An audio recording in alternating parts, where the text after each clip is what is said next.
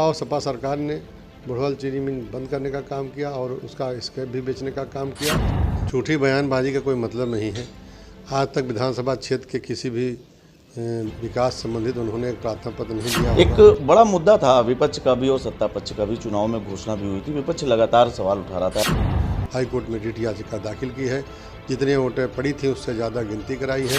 मुख्यमंत्री जी बुढ़वल चीनी मिल नहीं चालू करा सकते तो वो विधायक के तौर पर इस्तीफा देने तक के जो आपने कहा हार गए हैं, मैं हारा नहीं हूँ और यह साजिश के तहत इन्होंने जो जीत हासिल की है।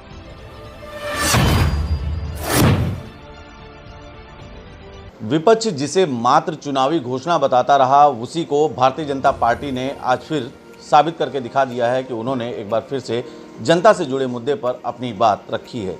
जनपद बाराबंकी की रामनगर तहसील की बुढ़वल चीनी मिल लगातार एक मुद्दा रही है, चाहे वह सत्ता पक्ष के लिए रही हो, चाहे वह विपक्ष के लिए रही हो।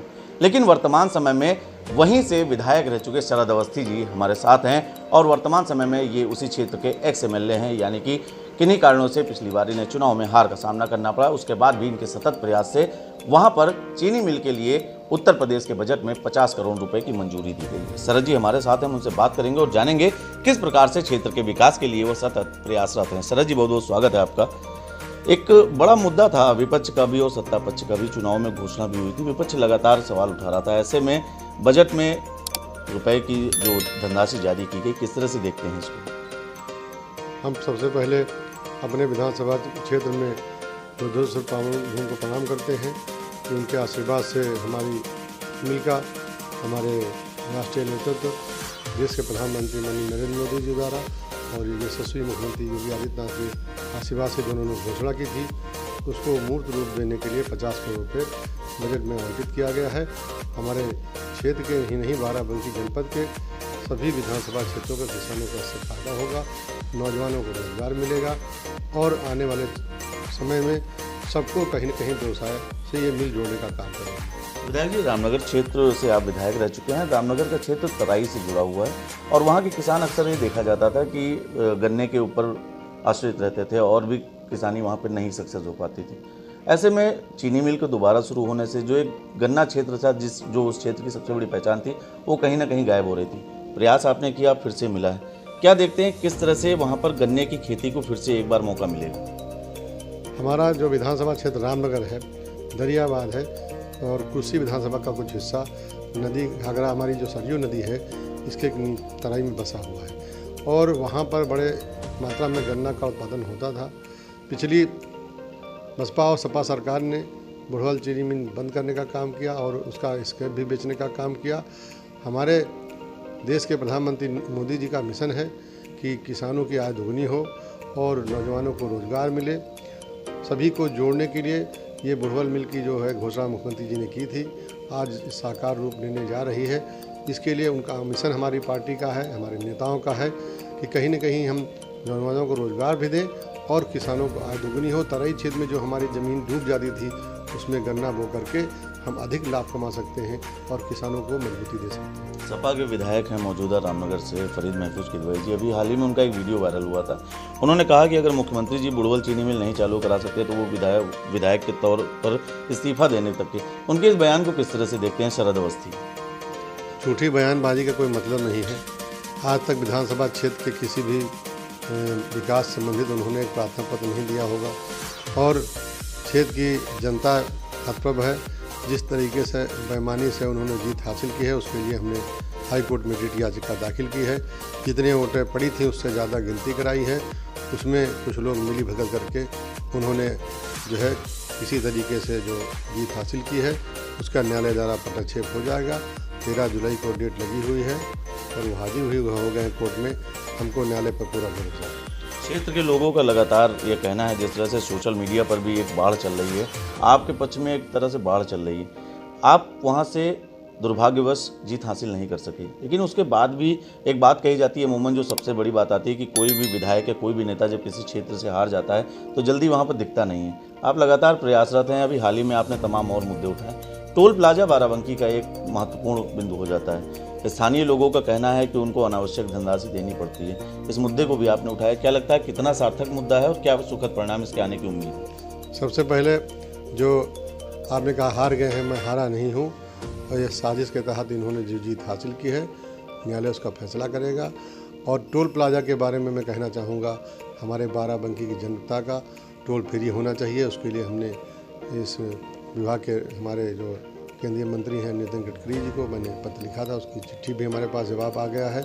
और संबंधित अधिकारियों के लिए किस प्रकार से ज़िले के लोगों को इससे राहत मिले, उन्होंने लिखा पढ़ी की है।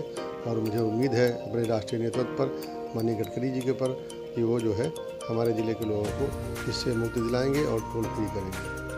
शरद जी, एक बड़ी धनराशि अवमुक्त की है उत्तर प्रदेश की योगी सरकार ने। 50 करोड़ रुपए काफ़ी बड़ी धनराशि मानी जाती है। इसका व्यय संयोजन देखना एक बहुत बड़ी चुनौती होगी और जिस तरह से सरकारें रुपए जारी करती हैं उसको उतना ही फलीभूत होना, उस स्थान पर उसी प्रकार से लगना और उसमें किसी भी प्रकार का कोई भ्रष्टाचार न होना एक बड़ी जिम्मेदारी बन जाती है। इस जिम्मेदारी को निभाने के लिए शरद अवस्थी क्या कुछ करने जा रहे हैं?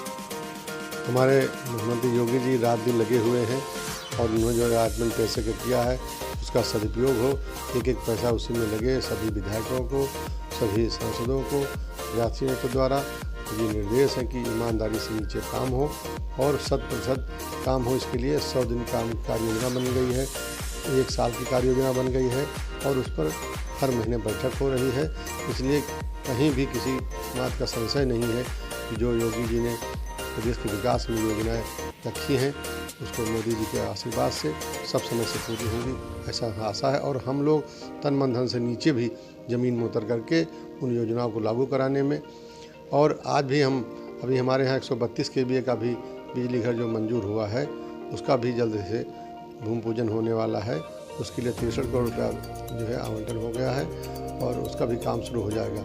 इसलिए विकास की गंगा जो कही है वो हम लोग पूरा काम करते रहेंगे। क्षेत्र की जनता का आशीर्वाद हमें मिला है, आगे भी मिलेगा और जिन कुत्सित प्रयासों से तथाकथित जीत हासिल की है, न्यायालय उसका जवाब देगा। शरद जी, वर्तमान समय में आपने विकास की बात की। विधानसभा का एक ऐसा स्थान होता है जहां पर तमाम कानून बनाए जाते हैं। आप भी वहां पर कभी पदासीन रहे हैं, वहां पर बैठे हैं, आपने तमाम मुद्दों पे बात की है, तमाम कानूनों में अपना सहयोग भी दिया है। वर्तमान समय में जो वहां पर एक स्थिति अभी हाल ही में उत्पन्न हुई, वहां पर विकास के मुद्दे पर चर्चा के दौरान आपके पार्टी के ही उप मुख्यमंत्री और अखिलेश यादव के बीच में तू तड़ाक जैसी चीजें आई। सदन में जिस प्रकार से इस गरिमा की बात कही गई, जिस प्रकार से सदन में ऐसा हुआ, इसको किस तरह से देखते हैं? अखिलेश के इस व्यवहार को किस तरह से देखते हैं? मुख्यमंत्री, आपके उप मुख्यमंत्री केशव प्रसाद मौर्य भी काफी भावुक हो गए कि सदन में इस तरह की चीजें जो हो रही हैं भविष्य के लिए ठीक है?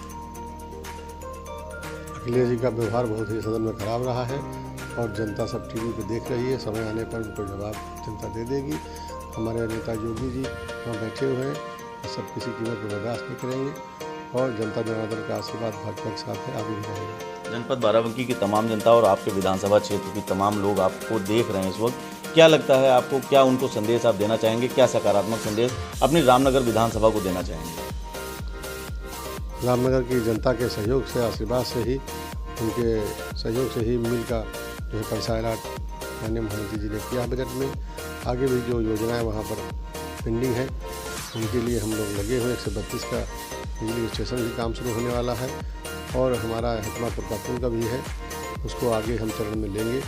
उसके लिए हमने लिखा पढ़ी शुरू कर दी है और कार्य योजना में भी सरकारी अधिकारियों ने डाल रखा है कि ये जो है हितमापुर का पुल बन जाने से करीब 8 विधानसभा क्षेत्र, जो कुछ विधानसभा नदी के उस पार हैं बहराइच जिले की, उनको भी फायदा होगा, सीतापुर जिले की, और बाराबंकी जिले की जो विधानसभा रामनगर कुर्सी है उसका सीधे फायदा होगा।